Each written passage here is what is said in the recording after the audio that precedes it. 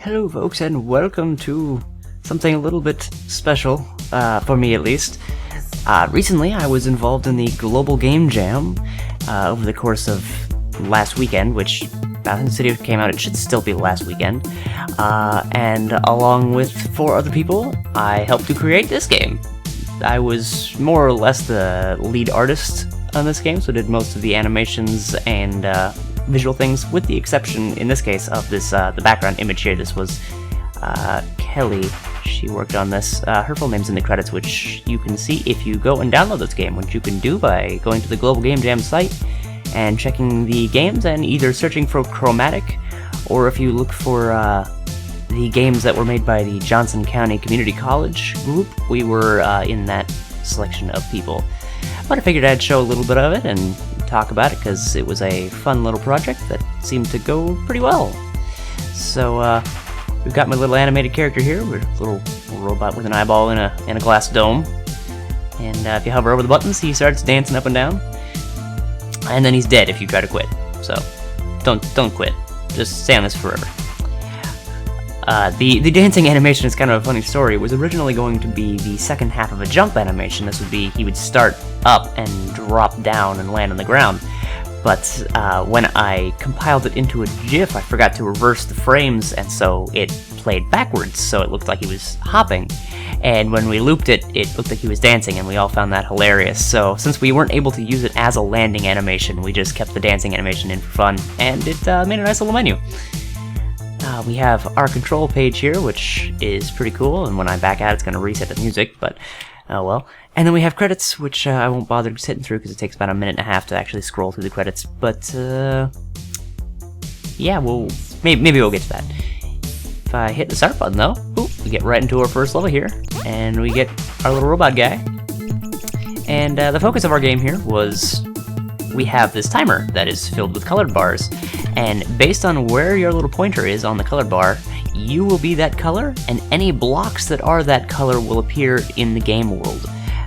If the timer then progresses past a certain point, or we hit Q, it fast forwards to the next color, and I should change color there, but I think there's something borked on this level that doesn't make it work. I'm not sure what happened there. This happened when we were demonstrating it too, and we weren't able to figure out why at the time. But yeah, here I can show you in the next level. I can walk through the exit door and pink. See, now I'm blue, and I'm red, and I'm yellow, and if I press it again, it's going to jump straight to the end, and when you hit the end of the bar, it kills you, so dead. But then we can hit R and restart. So the first level was sort of a proof of concept. As we get to the second level, we actually get to the first point where, if you're not careful, the changing of the colors will get you killed. I can move on here before it does actually get me killed. Oh, get out of there. So, you know, you got your fancy little jump, well, not necessarily a double jump. This was a holdover movement code from actually a previous game project I had, and I had forgotten to take the double jump code out, and the jumping was completely different in this game as opposed to the other one. You jumped far higher on the initial jump, so the double jump basically does nothing at all, which worked out quite well, because what it does is it gives you a little bit of a chance to cancel out your falling speed. So it was a happy accident where, so you can, you know, jump up here, and when this changes color and you have to fall, you can, if you're paying more attention than I am and not trying to talk, slow your fall and get some lateral movement in there that you wouldn't otherwise. So it ended up being very handy for the level designs that we had already made at the time. If I go ahead and complete this level though, which shouldn't be too hard considering, you know, I helped make it. You know, as designers, there's always the problems you see that no one else probably noticed. This little line here is a part of this light fixture, which, as you can see, is also kind of strangely square in its glowing, because originally the canvas was too small and I was too lazy to remake it because I hadn't saved the PSD. I just saved it as a ping, and that was stupid. I should have saved the PSD. But then we get to the third level and we introduce, I'll hit R a few times just to show this block type. And what this is, we didn't telegraph this very well. We didn't ever explain it anywhere in the game, but these are what we decided to term quantum blocks. Even when you can't see them, they're technically still there. So you can see I can't actually jump past them. There aren't any more on the screen here, but originally these were going to be the defaults. All blocks were always there all the time, until we realized it made for a bit easier comprehension if we made the basic blocks disappear when you couldn't actually see them. So with our first puzzle with these, we get just a little bit to notice those are there, and then we can drop down onto this platform here. Now, because we haven't seen the red yet, we don't know that if I jump over this way, and hit Q instead of R, because I'm not an idiot, there is a red block here. I honestly think we should have telegraphed that a bit, but it worked well enough that we can now jump up here, and boom, there's some yellow that we saw earlier, and there's some yellow, and we'll make a little leap of faith here. Boom, there's a block. And now, this was not my idea. People kind of iffy on this, but if you drop down here, it's like, haha, victory! Oh what? Well, hit Q. It's a trap. You can't actually get out of here now. So, sort of a, well, screw you, you went the obvious direction, now let's do it again. I find it kind of funny. That first moment where you go, oh god, this is where I actually am, is kind of hilarious, but at the same time, at the same time, I think it's a little bit mean to the player. So, I don't know about that. Let me try something as well, actually. Those red blocks are always there, but I don't think the spikes are always there. Oh, you can't get around that anyway, so you can't get out of that section. But what you're supposed to do, either drop down this hole or stand here and swap the color and bink, safety. And so you can move on. And I don't think this level has it. Oh, yeah, that level does have some quantum blocks there.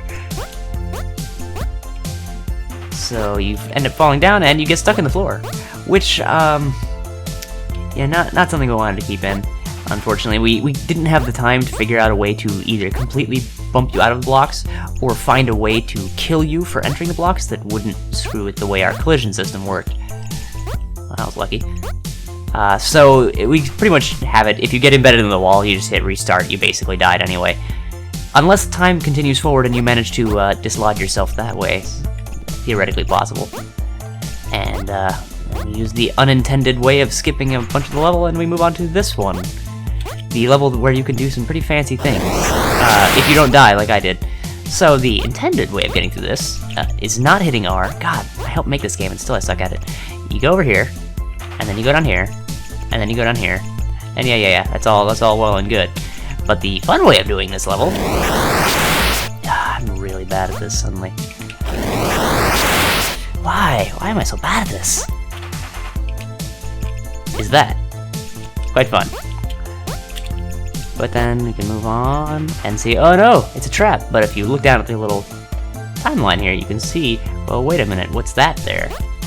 That is that. Suddenly you're safe. And you can move through. And we get to the credits.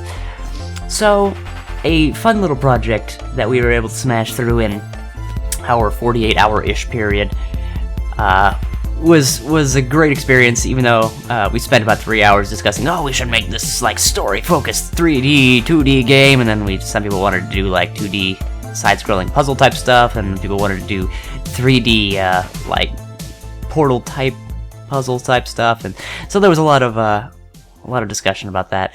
That right there is actually our original sprite for this game. That was the placeholder for a long time before I drew this little guy. And we thought it was funny because he was still in the game files. We stuck him in there being pissed off at the super happy, jumpy robot. Yeah, if you have any interest in game design and have even the slightest bit of talent in anything, art, music, coding, what have you, you should totally look into seeing if there are any local groups doing the game jam type stuff, because it's a great learning experience. It's really fun, and if you do intend to continue on and get some experience in that whole thing, you will definitely get a lot of practice, and you get something to stick in your resume, and it's super cool.